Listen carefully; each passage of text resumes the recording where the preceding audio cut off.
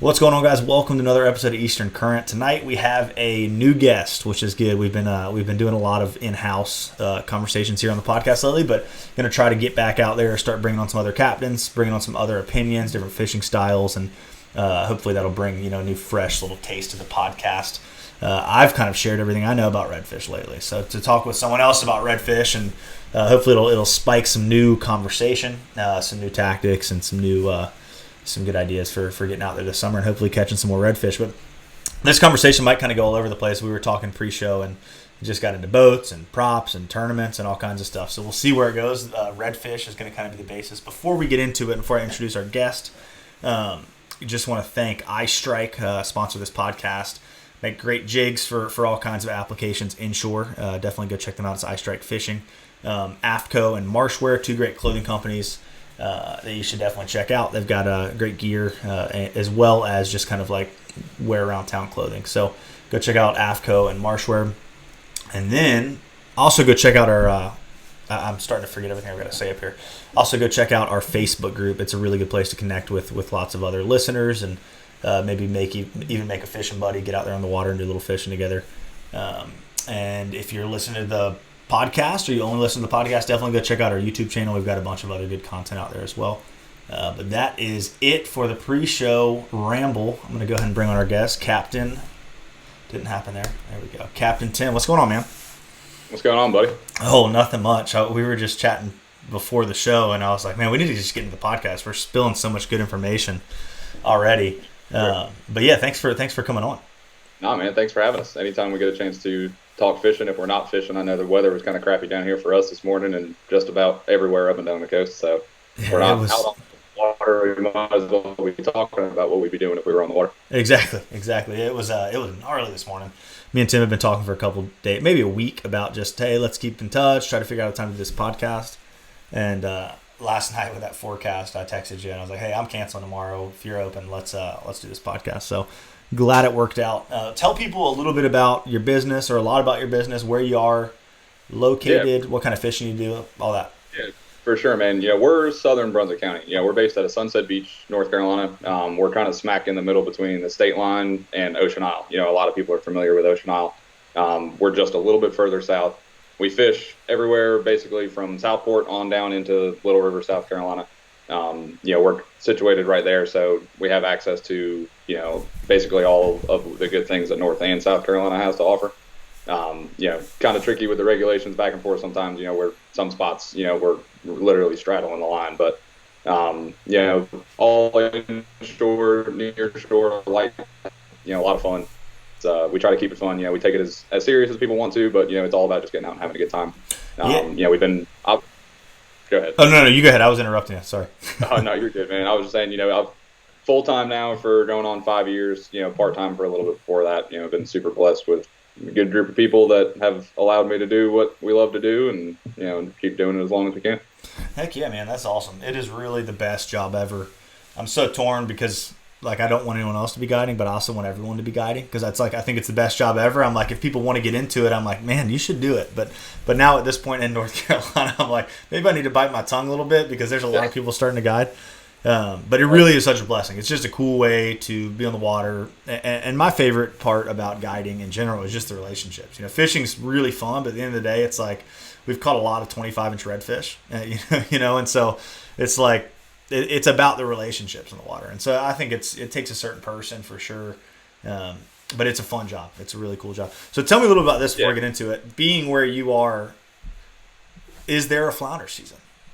Our flounder season will be the same as y'all's flounder season up there. I can't tell you how many fish over the last month that we've caught in South Carolina, 20 plus inch flounder, beautiful fish where we're all amped up because, that's just a fun fish to catch, and then you have to break people's heart and let them know that even though it's legal where we're sitting right now, we cannot bring it home with us. So, and we're not out to kill everything we catch. Right. We release as much as we can, but there are certain fish, flounder included, where the coolest part about catching that fish a lot of times is knowing that you're going to go home and be able to enjoy, dinner with the family. But for sure, no, it does, we could talk for hours about flounder regulations and a lot of, and we have, we've gone to a lot of the meetings in Wilmington and stuff, and sometimes it feels like it falls on deaf ears, but we're looking forward to August. We're hoping that things, or we're at least able to do what we were able to do last year, and hope that all of our voices are heard. I know that I wrote into the commission when they had the open forum kind of stuff, and a lot of people did. And not only for us, not only does it hurt the overall experience sometimes of sometimes people that would make their whole day to keep that one flounder. Right. It's also hurting. I mean, I know a lot of people that if they can't fish for flounder, they're just not going to fish. So now tackle shops are suffering. Businesses across the entire recreational fishing sector of North Carolina, are going to feel the pain in the pocketbook, I think, because there's just people that are just going to flat out say, well, that's flounder fishing is my thing, and if we can't do that, I'm not going to fish, which is unfortunate, but hopefully, I'm an eternal optimist that if enough people, continue to kind of share their opinion on it, and we're going to start taking steps in the right direction, I hope. It's going to be tough for a little while. Yeah, I think that's well put, man. It's one thing that last year did for me, though, was show me how fun it is to just target flounder without the thought of keeping them. Because I never really did that beforehand, because it wasn't like the most thrilling fish to me. But that bite is awesome as a speckled trout, especially on artificial. I mean, it's a serious thump, and it's a fun fish to target.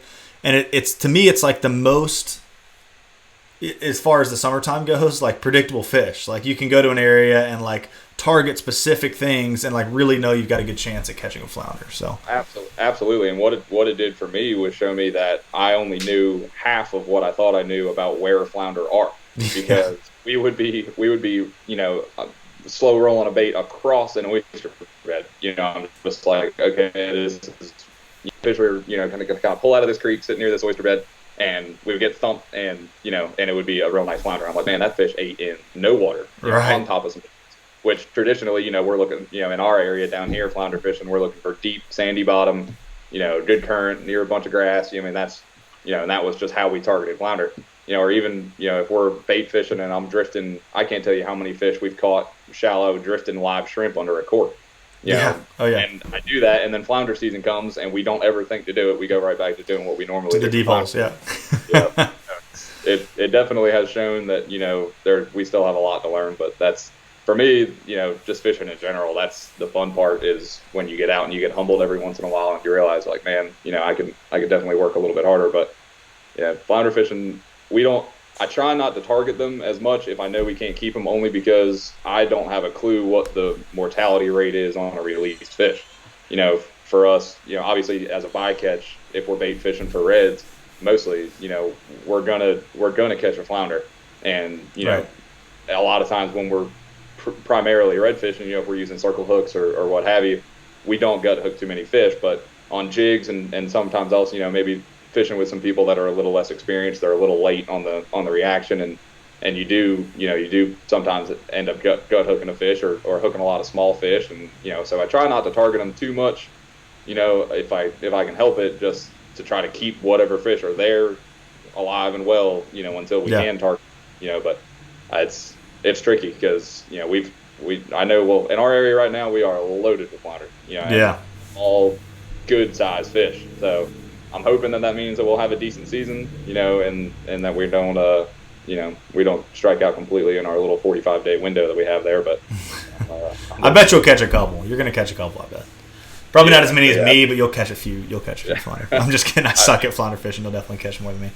That was what we grew up doing, man. I mean, for us, it was John boat, shallow water, bump trolling, mud minnows on a Carolina rig. That's awesome. Or light bucktails, and that was, for us, I mean, we're still, we're a more rural area of the state where, gigging is still huge. Everybody, flounder is just, one of those things that people that don't even like to fish for anything else, that's their thing. So we grew up doing it, and we've definitely changed how we do it a little bit. I love to get out there on the reef and catch them. Got a little bit bigger boat this year, so we're a little bit more open to, being out on the big water, on a day that would be a little less than desirable. Yeah, but definitely.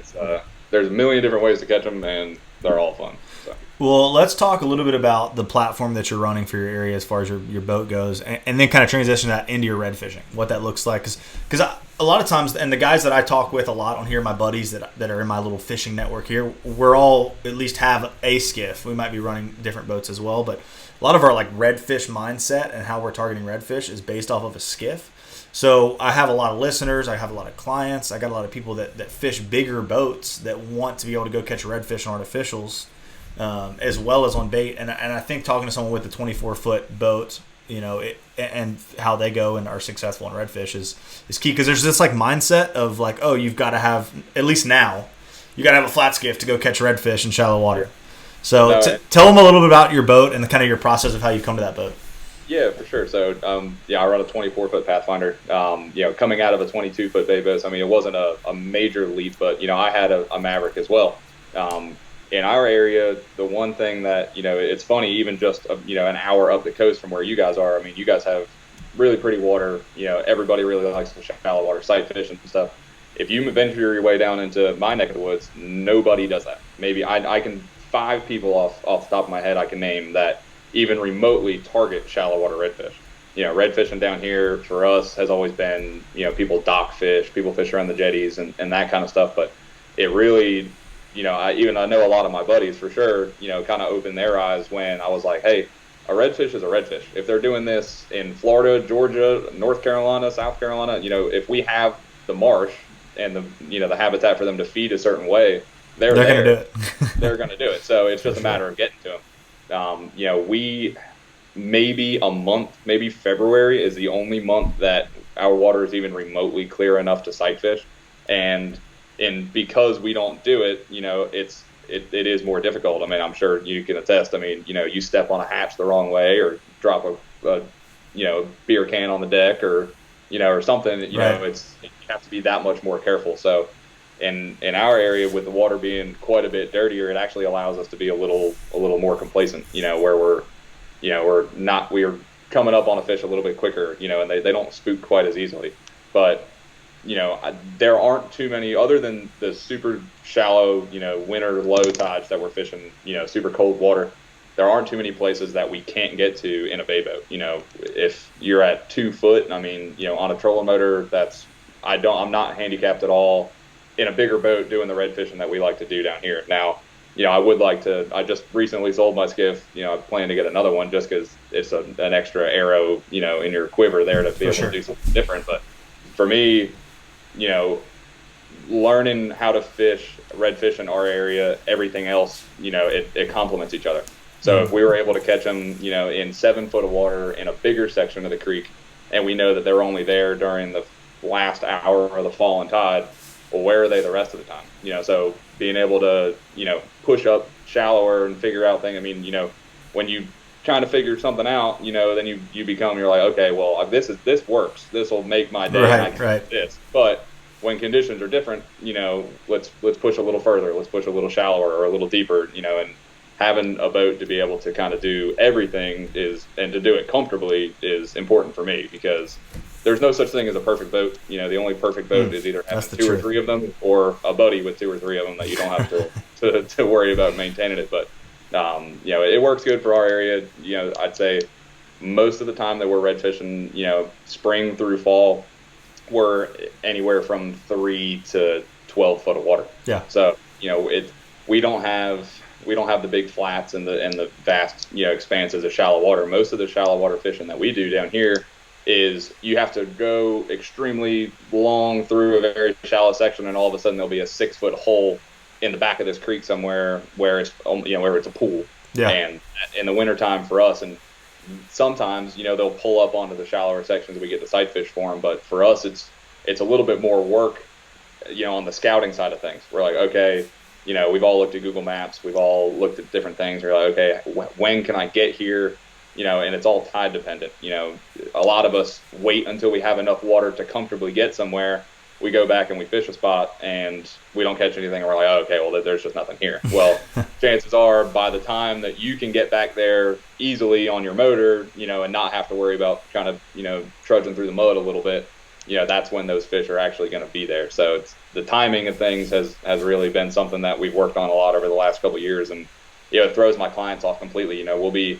We'll say we might be catching a bunch of trout and having fun doing it, and then all of a sudden, I'll be like, reel them up, guys. We have 30 minutes left to make it to this spot, and then we're not going to catch anything for 25, 30 minutes, but then after that, it's going to be on. And people look at you like you got 3 heads, but right. Hopefully, fingers crossed, when it works, it's that much more, of an experience for them. And, it's for us down here, I wish that we could do more shallow water stuff. And, we've seen everybody see that, I'll have guys come up to me that live up the river in Shallotte or down my way towards Sunset, and they'll be, they're like, man, I can hear the redfish back there blowing up shrimp and stuff in the grass on the flood tides.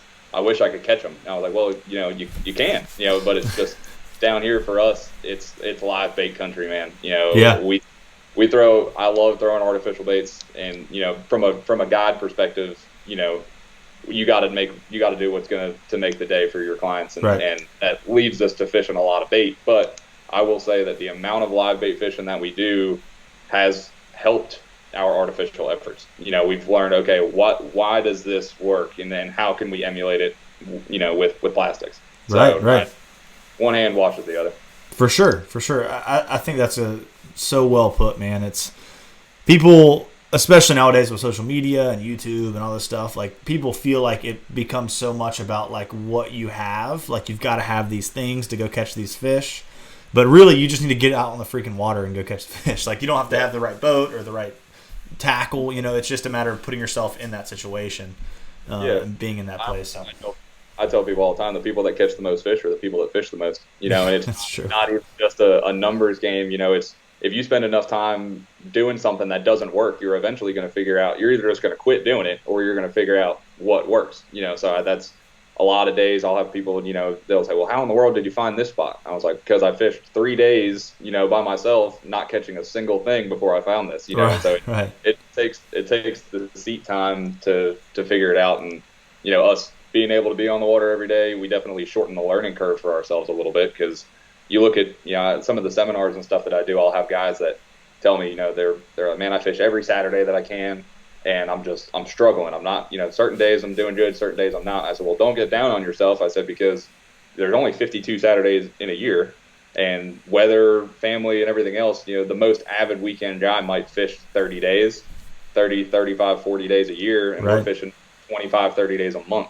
Right. So, it definitely takes a little while. When you think about those numbers, it makes sense, Yeah.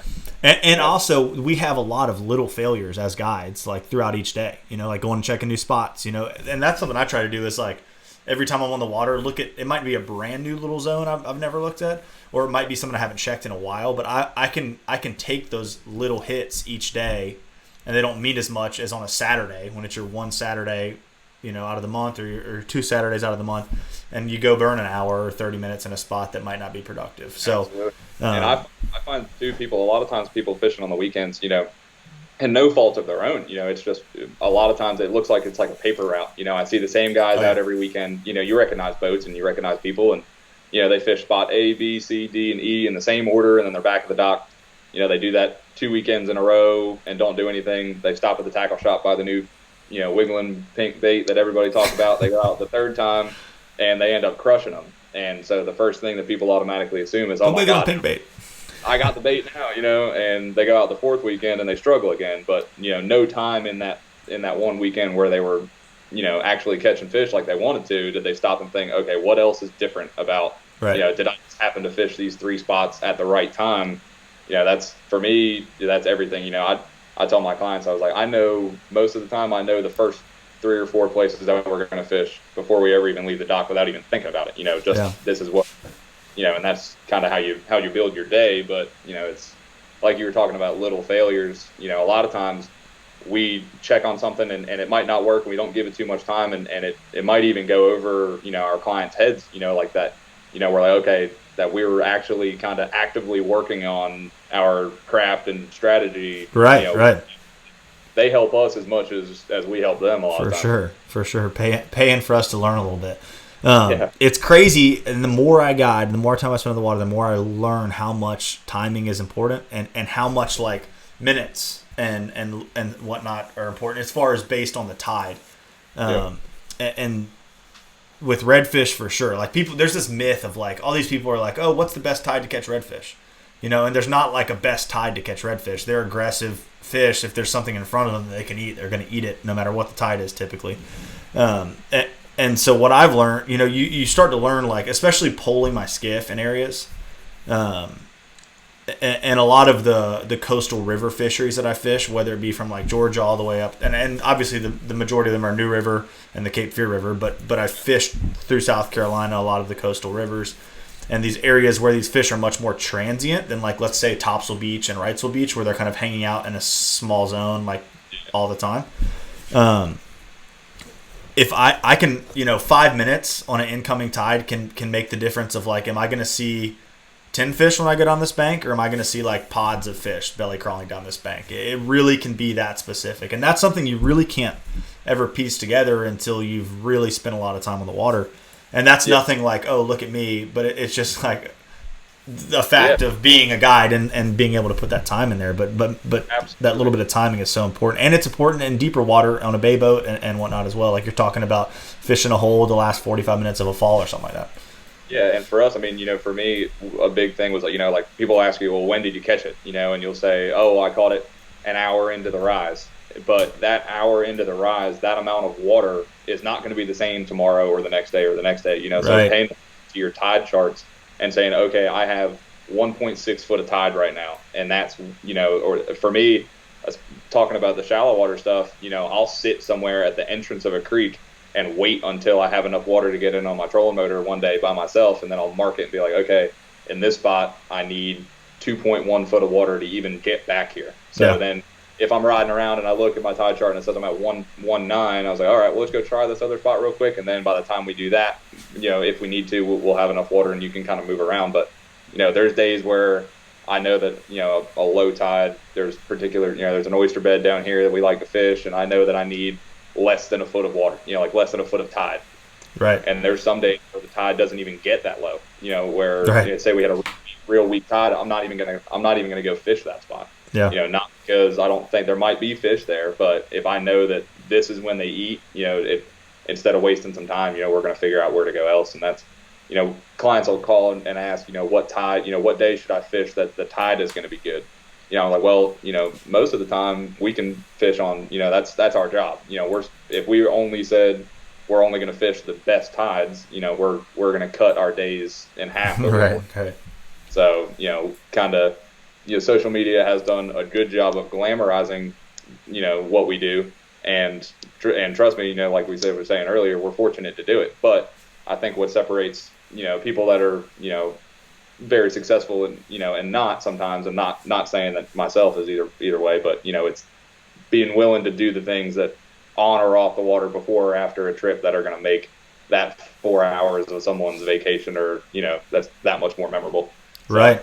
I think that's huge, man. And for people out there listening, like in my opinion, being successful isn't always, and I'm sure you'll agree with this, but isn't always catching fish. I think success is also equally measured by like knowing why there was failure, like knowing why the fish weren't there. Okay, that tide was too high, I wasn't seeing them. Maybe they were there, but I should have been throwing a top water because I couldn't visually see the fish. Or learning why and why not is just as important. So absolutely, as an encouragement to people that are like, crap, I'm not successful, but you're learning. Success, in my opinion, is learning something every day you're on the water. So I preach that, whether you go out and you limit out and, have a fish around every corner, or you go out and you see 2 fish all day, you've learned something. It might not even stick with you when you get off the water that day, but when you get out the next day, you might remember something, little detail that you should or shouldn't do. And that over the course of a period of time is, what makes you, an angler, in my opinion. For sure.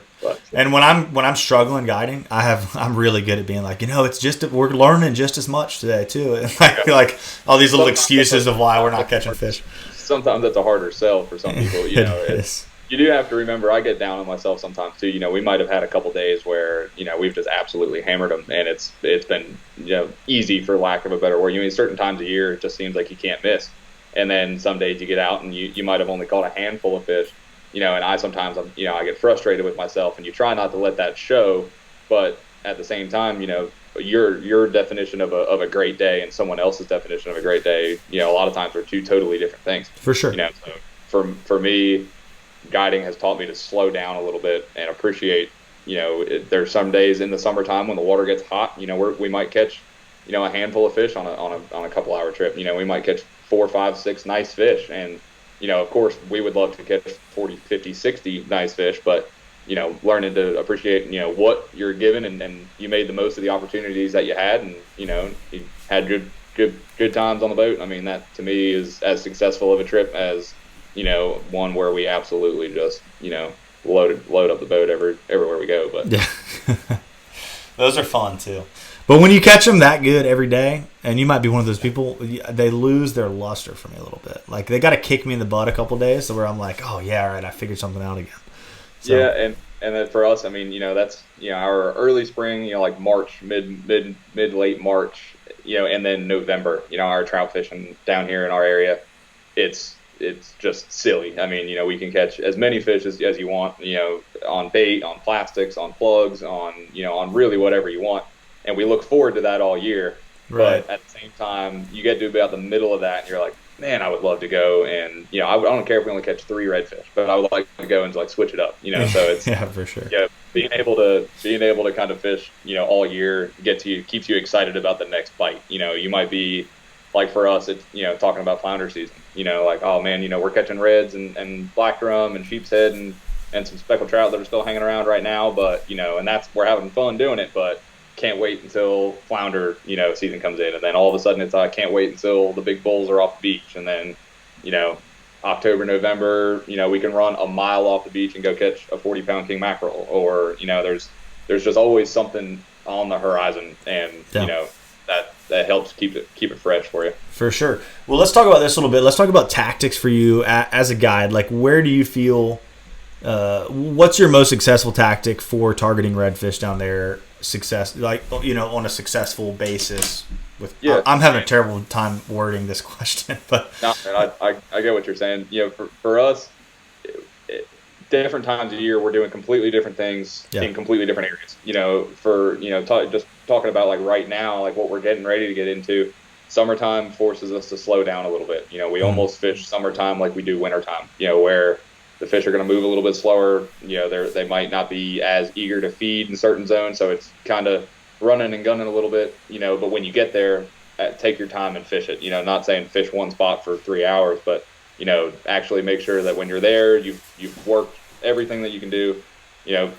We see in our area a lot of times that in the summer months, we're seeing fish pull out, where we might through the late spring, or early summer, see some fish that are holed up in a creek, maybe it's a creek mouth on a fallen tide, or maybe it's a deeper bank on the rising tide. We're starting to see that in the summertime that the fish are pulling out in better numbers and they're schooling back up almost like they do in the wintertime on big shell banks. We fish basically right off the ICW a lot in the summertime, which, on a day sometimes gets a little hectic with boat traffic and jet skis and everything else. But there's a lot of spots that we fish that if you were to look at it from, someone just riding by, it would just look like we're just pulled off the side of the waterway and just fishing a random patch of shells. But, there's a lot of things that go into it. There might be a little drain, a little feeder creek that runs out that, when the tide is running one way, a lot of those spots that we fish, there'll be, a big, like a scallop in the bank where it's straight shells for 500-600 yards. And all of a sudden there's a big cutout, and where water can flow in and out of that, the fish are going to stage on either side depending on the current. If we get there early in the morning, we don't catch a lot on topwater, and I don't spend a ton of time doing it from a guide perspective. Now if I'm out on the water, we might get up a little extra earlier, or if I have a client that's something that he's really interested in doing, we're going to do what we need to do to have the best chance of success at that. But for us right now, we're catching a lot of peanut pogies. The mullet haven't shown up really too good for us yet. I mean, we're starting to see little, you're seeing fry everywhere, but, and we're seeing some mullet kind of here and there, but, we're fishing with a lot of mud minnows. We're fishing with a lot of, 3-4 inch pogies, and either putting them right on it. A lot of times if the water's shallow enough, we'll run a 1/4 ounce jig and we'll put a mud minnow on that jig and we'll cast all the way up onto the shells and just slowly bump it back to us and kind of work a zone real slow, or, maybe we'll clip the tail off a pogie and put them on a Carolina rig and toss them up and give it 10 minutes and really just kind of dead stick that spot to see if the fish are going to feed. We love, one of my favorite things to do, it's, and a lot of people, I got buddies that pick on me all the time because they were just bobber fishing all the time. But, we use a lot of slip corks down here. Live shrimp is king for a lot of the time of year for us down here. I mean, there's fights at the tackle shop, for people that are in there waiting on the guy to get there and drop off the shrimp. But, in the summertime, we stopped doing that as much because the pinfish and croaker and everything are just absolutely, they'll eat you up. But, right. If we find a deeper zone, say, on an incoming tide, there's, we have a big deep section of bank where I know it goes from 5 to 9 foot and that 9 foot hole stays, maybe that deep for, 50 yards.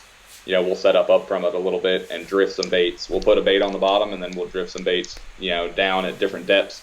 Because a lot of times we'll find that the redfish, maybe on an incoming tide are going to sit a little deeper on the outgoing tide or pulling out and sitting a little shallower. So we kind of just switch it up as the day goes, depending on what tide we're given. And, it's a lot of fun when you can get them up on the shells like that because they're normally pretty aggressive. It's like what you were saying earlier, if they're there, they're going to eat. So that's, right. We'll pull up in a spot sometimes, and if it's deep enough, I won't even cut the outboard off. I'm just going to say, we're going to give this 5 minutes maybe, and if we know that we're there at the right tide, we know that the fish should be there. We set them on it, and if they don't eat, we're going to leave because, chances are, I was always taught, if they're not biting over here, they're biting somewhere else, so it's, as far as, covering some ground, we were talking about earlier about burning fuel, but, that's one of the topic. things that we have to do a lot of times, to find it, I can't tell you how many times we've just ran from spot to spot to spot to spot to spot, and we might not have caught anything in 4 or 5 stops, and then all of a sudden we get to our 6th stop and we don't leave for an hour. Where now we found them now, and chances are if we'd have sat a little longer in any of the other ones, we might have missed that bite. So everything kind of, it's learning what the fish are going to do, on any given tide and when you need to be there, and then for us, we do a lot of bait fishing, so it's as long as having the bait, most of the time when we leave the dock in the morning, I have live shrimp, I'll catch pogies, we'll always have some mud minnows in a bucket somewhere, we'll have some fiddler crabs in a bucket somewhere. We leave, and I know that if we can't catch them with what we got on the boat, then we just either weren't in the right spot or they weren't eating. So I think that's huge, man. Like, and that's one thing I've tried to be better at lately is having a large selection of bait when I'm bait fishing. Because when I started guiding, I was like, I just want to be a fly fishing guide. Like, I'm super cool, and all I want to do is throw the fly rod. And now I love fly fishing, but I have gained this new desire to like really become. I guess it's just when you fish a bunch, it's like I want to be good at everything. Like, I don't want to be the best. I'm not trying to be like, oh, look at this guy, he's an incredible angler. It's more so like for myself, keeping it interesting, and like I want to learn every little niche of every style of fishing. And bait selection and having a large selection of different types of live and cut and dead bait is key. And like for me up here, I've been starting to fish a lot of crab, like you said, fiddler crabs. I've started to fish mud crabs a lot, quartering up blue crabs, like even fishing quartered blue crab on a Carolina rig in an area where I'm like, okay, I can definitely catch drum, redfish, and black drum here, and I'm not going to have to worry about trash fish and whatnot. And so see, and I don't, there's no shame in that to me. A lot of, you get the praise of, oh man, I'm an artificial only guy. And in certain areas you can do it. And if you can be successful doing it, more power to you. You have to also learn where you're at. Right. Our area where I am is not, Biscayne Bay or anywhere down in the Everglades where we can sight fish, all day long and throw to these big schools of fish. We really need to make our opportunities count a lot of times. So having bait a lot of, for me, at the end of the day, my job is to show those clients a great time. And I have some guys that only want to throw plastics, and that's fine. And we go out and we hit it just as hard as we ever would. And chances are if someone's coming in and that's what they're wanting to do, their expectation level is correct at that point. Yeah, for sure. I tell people we'll be catching fish on any bait for that matter, and they'll say, well, can we catch these on artificials? I'm say, well, absolutely we can, but we might catch 1 to every 5. A lot of times, depending on what your measurement of the day is, or I might have a guy that if he can catch a redfish on topwater first thing in the morning, that made his whole day. Where I might have a group the next day that wants to catch as many fish as they possibly can, and the tactics change. So, in a perfect world, you could catch them on whatever you want, wherever you want. But for us, it's a little bit of a you realize, okay, this is what I need to do, even if it might not be what I would want to do the most. And I think that being able to catch fish on bait or artificial helps the opposite way, where I know that, Definitely. okay, drifting shrimp through this spot, when it gets to the little rip coming off of this oyster bank right here, we're getting a knockdown every time. How can I set the boat up, and how can I fish that artificial? We do that a lot for trout. If we're drifting you're drifting shrimp for trout in the fall, or redfish, either or, you're like, okay, I'm setting the boat up 70 yards back, and we're drifting down to them, or we're riding the current all the way down. I could set the boat up 30 yards across, more, parallel to it, and be able to cast a voodoo shrimp or a DOA or something up current and let the current sweep it back down, and it'll emulate the same thing. But if you were to pull up and you hadn't ever drifted that spot with bait, you might be sitting on top of the fish. A lot of times for me, we use the shrimp under a cork as a search tool. We're like, okay, this is where they are. Now we might come back the next day. We might not set up as far, or we might, go after it with a different bait that we can't drift to, and then if we come back the next day, if we're fishing an artificial only tournament or something, we're like, okay, this is where they're at. How can we set up and fish these fish without, either blowing them off of where they're sitting, or, or trying to make it as natural as possible. We always say, make it the fish's idea to eat. The more natural we can present it, the more likely we are to get a bite, not trying to force it. So, and sometimes in the summertime, that's a big old piece of cut mullet on the bottom. Yeah. And just to know where they are, if it's been blowing for 3 or 4 days, or if it's rained real hard, our water gets even dingier than it already is. And, sometimes we're relying on that scent factor, quartered blue crab, soft shell crab wrapped up in some pantyhose, almost like we're catfishing, cut pogies, cut mullet. I don't think of, when you get back to the dock and someone asks how you did, they're at, most of the time they want to know, how many fish did you catch, or how big were your fish did you catch? The first question is not, well, did you catch it on artificial or not? Right, so, right. For me, it's just as much fun. It doesn't ever get old to me. However we catch it, whether I caught that redfish on a gold spoon, or on a jerk shad, with an eye strike jig. I love all the eye strike products. Or if I caught it on a mud minnow on a jig head, or a mullet on a Carolina rig. To me, just learning your area and how you can be successful for yourself personally. Don't worry about having that picture where you're holding the redfish just above the water with the plug hanging out of his mouth. Like that. It's just as cool to hold him up on the deck of the boat with a big smile, on your face because you caught the fish. 100%, man. That's kind of the way I've always looked at it. You do get, I as much as I love shallow water fishing, and I took a fair number of fly clients when I had my skiff.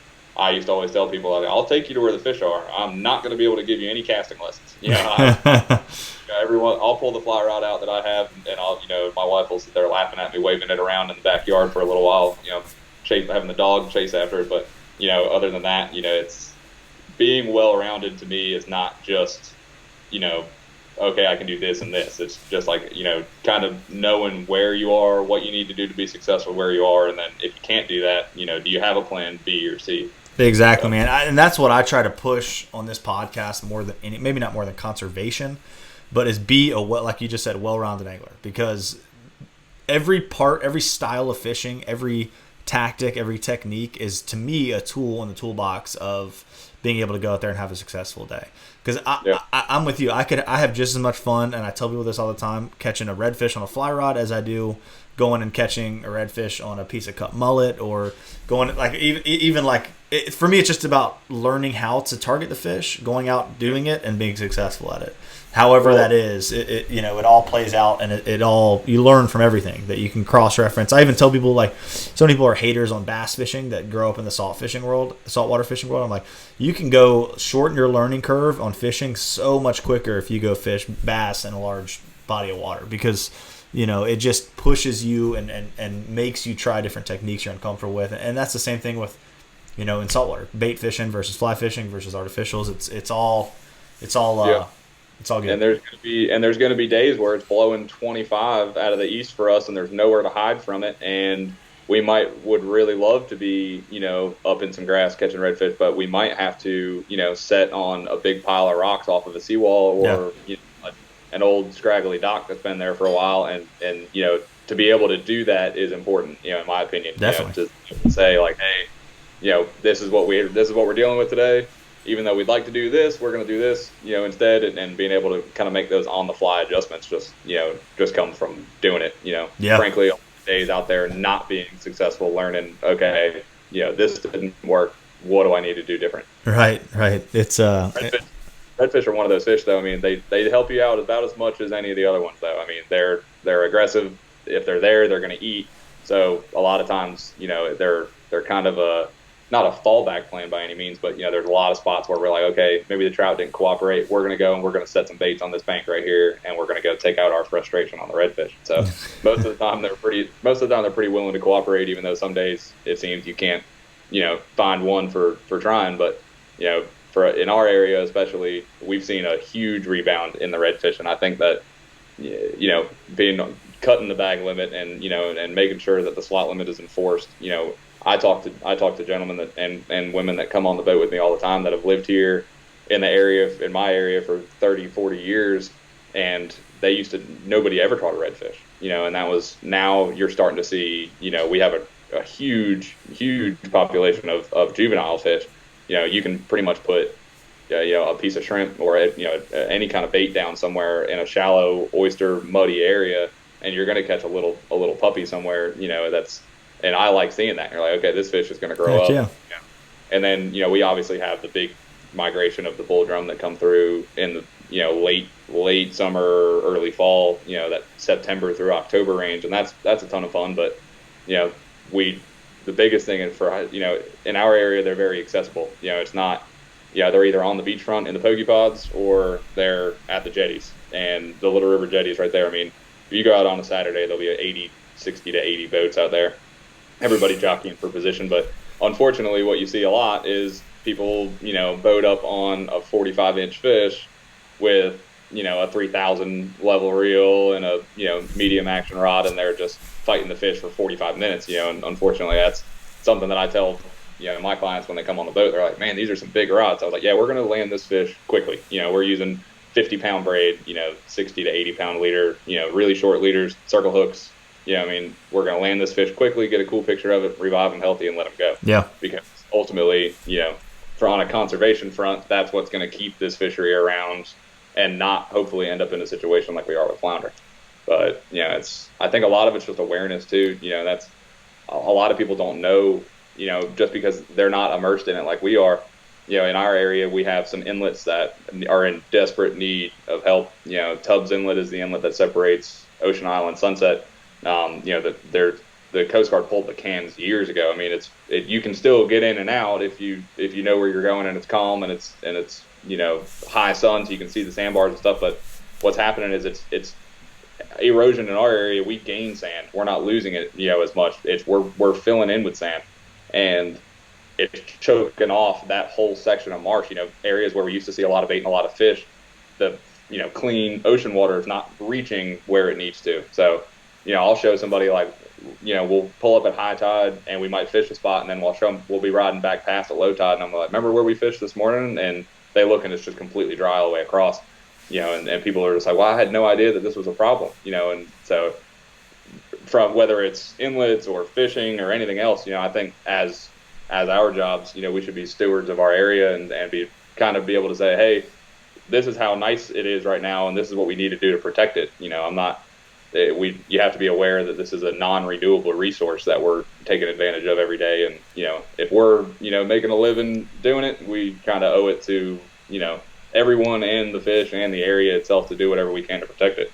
So I agree, man.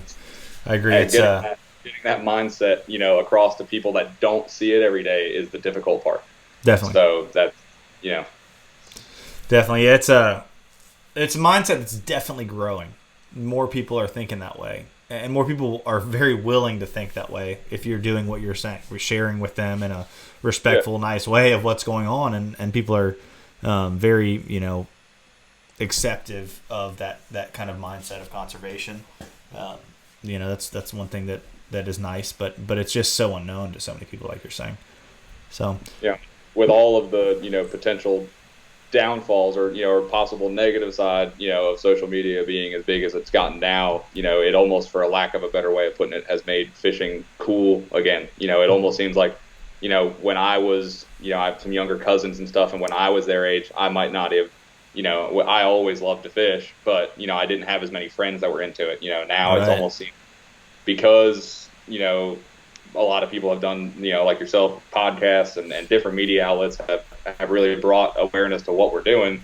More people are interested in it. More people are going to care to protect it. I mean, if you look at like the guys down in Florida doing the Captains for Clean Water stuff, I mean, they went from a small group of people wanting to change their area. Now they're, at meetings in DC, so it shows that, if enough people get behind it, we can make a difference. And I think in North Carolina, we have a world-class fishery here, and it's not mentioned in the conversation as much as it should be, but a lot of that just comes down to, we have a few obstacles left to get over, to really, kind of maintain our stake in that.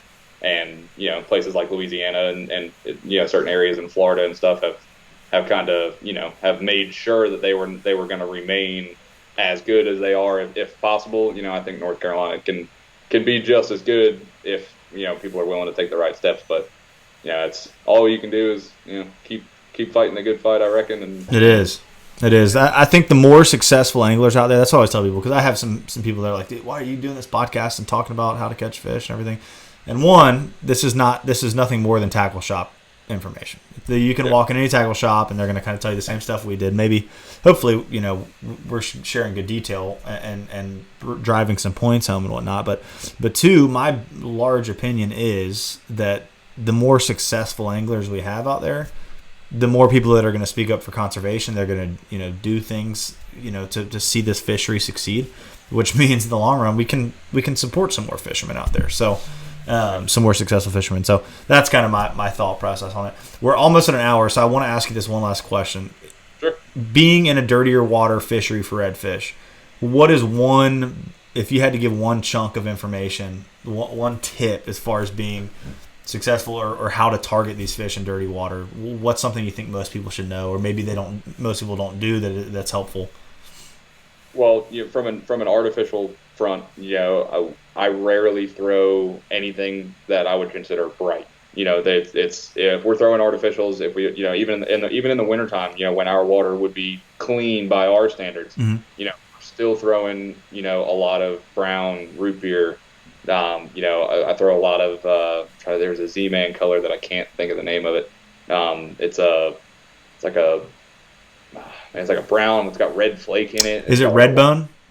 Maybe. Redbone's my favorite for the Cape Fear River. It's a good color. That was gonna say, like that color is awesome. They used to have a color too called Houdini. Houdini's a good color. I haven't been able to find that one in a while, but throw in darker colors and working the bait slower. Fish are not going to be able to track down a bait in our area as where you might see a fish in clear water. That fish might see that bait from a long way off. For us, I'll tell my clients, if we are working artificials, to slow retrieve, and even though they're slowly retrieving it, that handle's still turning about every second. That's about 20 inches. I mean, you're moving that bait 2, 4, 6, 8 feet across the bottom before you even know it. In our area, it's really, it's twitch, pause, let it sit. I mean, it's painstakingly slow a lot of times as far as artificials go. But with the water being as dirty, we have to work harder to know where the fish should be and when. We can't see them. So put as much effort as you can into, okay, when did I catch this fish here? What are the conditions? How much water do we have? A lot of times, even if you don't have, you might be in a smaller boat or a kayak or something, you don't have a tide chart, ready, take visual cues. I do that a lot, where I'm like, okay, I can't see the top of that oyster bar yet. We're not going to fish here yet, and so a lot of times it's, learning when you should be there is huge, because, it makes a difference between catching them and not catching them. Yeah. And also, like a lot of time on the incoming tide, for me in the summertime, we're going to fish a little deeper. and we're going to fish with, we're not really going to necessarily fish with cut baits or anything. We're looking for more, maybe something with a little bit more flash. The water gets a little bit cleaner. We use a lot of pogies. I love, late summer when the mullet get about 6 inches long. Like that's huge. Those, for me, that's my favorite. I mean, for flounder, for redfish, a big, healthy, just, sometimes you just pull a mullet out of the well and you're like, oh, this is going to get. I'm going to get a big fish. Croakers aren't going to mess with this one, and it's going to be a big flounder redfish.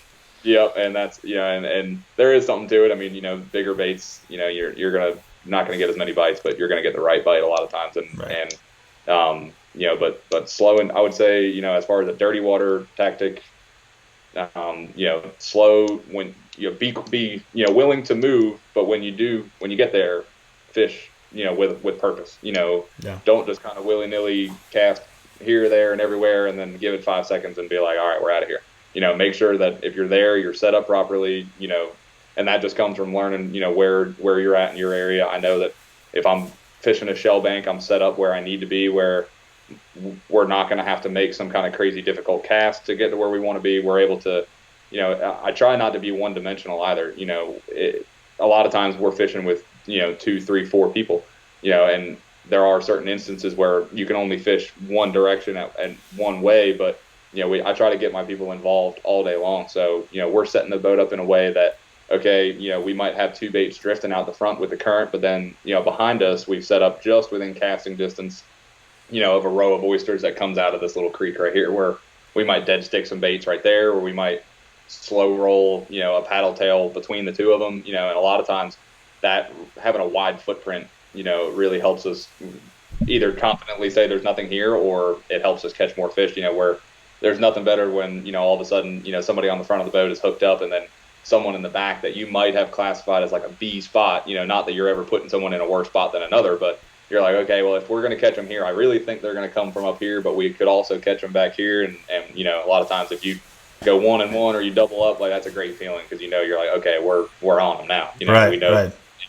And then some days you might only choose to fish, further back or further up, or, and to me, being able to kind of cover as wide of an area as possible. Sometimes in the summer when we are bait fishing, I look forward to days where I have multiple anglers.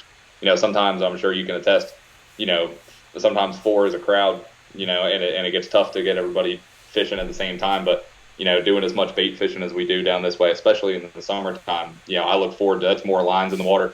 Even if I only have 2 guys on the boat, they might be, throwing something out the front, and I might have, I use a, like one of the, it's almost like a kite fishing rod holder, where I can put it in one rod holder and I can have 3 baits going, so I might have, almost like we were trolling. I have a long bait back with a big pogie on it, and then I have 2 shorter on the bank in a little bit shallower water, and those rods are just going to sit while we mess with something up front. And a lot of times, some of our best bites are coming from the baits that we're not even paying attention to. Right, so right. It's old school, for make it as complicated or as simple as you want. For us, a lot of days we get rewarded the more simple we keep it. So yeah, man, that's a good word right there. I'm gonna have to go back and listen to this. I wish I had a notepad right now. I was like wanting to take some notes on your bait fishing. But man, well, thank you so much for having on. We'll definitely have to, or coming on. We'll definitely have to have you on again. Yeah, man, I appreciate the opportunity. I've listened to the show before. It's car rides, rig and tackle the night before. Podcasts are, to me, are a lot of fun, and to be able to hear, even though y'all are in what I would consider a completely different world fishery wise, in the topsail area up that way than we are here, it's still interesting to hear. Most of the fishing podcasts that you see are people down there tarpon fishing in the Keys and all that kind of stuff, and that's fun to listen to. But to me, it's interesting to hear how people are doing things in our area, and it helps you become that more well-rounded, because we fish some tournaments and we run up y'all's way to go to weigh-in, and I'm looking at the water and I'm like, oh my goodness, I'm glad we didn't have to fish up here today, because I wouldn't even know where to begin. So, to your point about, it is, pretty vague information, and I hope I wasn't too far off topic on. No. It was great. I was sitting here thinking, God, this is one of the best podcasts we've had. So you're doing great. I appreciate it, but it's definitely the more information that we can get out there to people. I think it's just like anything else. The more you do it, the better you get. The more fun it is. The more you care about it, the more it helps everybody. So for sure. Well, man, thank you so much. I'm going to link all of your guide business information on the podcast show notes as well as the YouTube channel. But for everyone listening right now, go ahead and tell them where they can find you, how they can get up with you if they want to book a trip. Yeah, absolutely. You know, all of my information is online. TidelineCharterFishing.com. You know, my cell number is on there. My cell number is also on the Instagram. It's at Tideline Charters. And then my personal Instagram is at Captain_Tim DISANO. You know, so give me a call is by far, I'm terrible with computers and technology and everything else. A lot of times, you know, I don't mean it, but somebody might shoot me a DM or, you know, or send me an email to, you know, to the business email, and it might be a day or two before I see it. But if you call me, even if I miss the call, you know, leave me a voicemail or shoot me a text and I'll get right back to you. But, you know, all year long, we're doing something a little bit different. Summertime is a big variety, you know, it's inshore variety for us right now. The water temperature hasn't gotten terribly hot yet, so we're still catching a fair number of trout. You know, redfish, black drum, sheep's head all summer. You know, flounder fishing in August, and then in the fall things really ramp back up for us. But heck yeah, well, let's do a video together sometime, man. When your trout fishing gets good down there in the fall, I'll come down. We'll do a sweet little trout fishing video together. Yeah, you come trout fish, and then you put me on some super shallow water reds up there. Dude, I'm all about it in the clear water. Absolutely, man. You won't even need polarized sunglasses in the wintertime sometimes. You can just see them. You can just see them in the water. It's awesome. Still, I would still recommend wearing them, but yeah, it is sure. it is interesting when you can see the fish without them. But cool. Well, guys, definitely check him out if you're in that area, and even if you're in Wilmington, like or just north of us, and want to go fish down that way.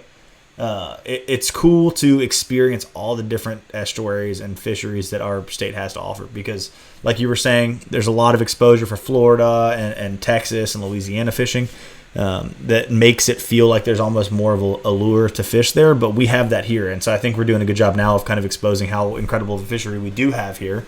We don't want to overexpose it, and everybody can keep going to Florida, but it's a cool place to fish. So come fish with us here in North Carolina. Definitely come fish with Tim. And dude, thanks so much. And everyone that checked out the podcast, we appreciate it. We'll see y'all next week. Later. Thank you.